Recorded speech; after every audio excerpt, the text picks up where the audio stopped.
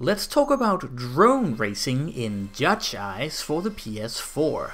It seems that this minigame has already become quite the hot topic on the internet, so why don't we take our drone out for a spin and see what it's all about.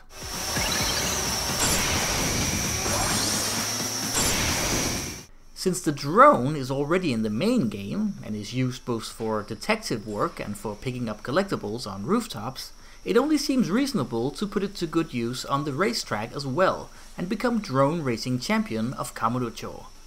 Drone racing actually feels like exactly the kind of thing people would be doing in a place like Kamurocho, so this minigame is a nice addition that seems very much in sync with the spirit of the game world.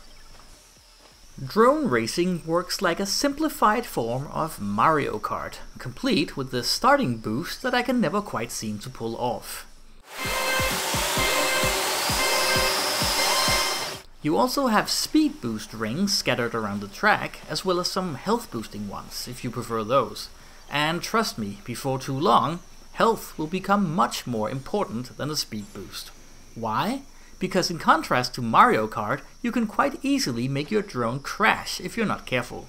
And crashing means coming in last, earning you minimum points for the race.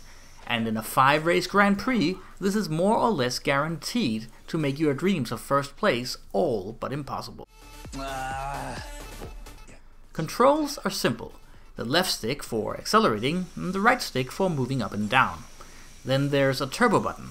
Pretty standard stuff. Finally, you can go into first-person view if that's your thing. And that's more or less that.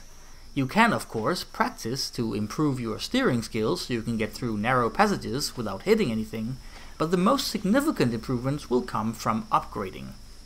By searching around town for materials and schematics, you will gradually unlock development of new parts for your drone that will increase its parameters. First, there is the casing itself, which will decide both your durability and your weight capacity for installing other parts. Then you have the propeller, the engine, the turbo, and the ESC, which means electronic speed control, or so I'm told. There are tons of parts to develop. Some will become available once you clear certain races, and others, particularly the most overpowered ones, can only be unlocked by completing drone-related side missions. Once you install some of the really good parts, you will initially seem completely overpowered, but this doesn't last. When you get to the next Grand Prix, your opponents will have upgraded as well, once more leaving you struggling to stay ahead. If you manage to install the very best parts, you will go really fast. But at what cost? Durability. Maximum speed leaves no room for durability. Hit any obstacle more than once and you're out of the race. Since maximum speed obviously makes it much more difficult to navigate the narrow spaces, this can be just a tad frustrating. You simply can't afford to take chances. All in all, the drone racing minigame is well thought out. It fits really well with the game world, and it's a nice touch that you can race directly through your favorite cafe.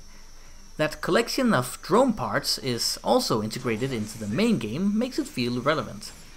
But then again, there isn't all that much to it, and it's not exactly Mario Kart, although it does have some similarities. If you're a completionist though, I'm sure you'll want to become world champion of drone racing. If you're not, then you'll probably just want to be done with it once you've cleared the amateur Grand Prix. Yossha!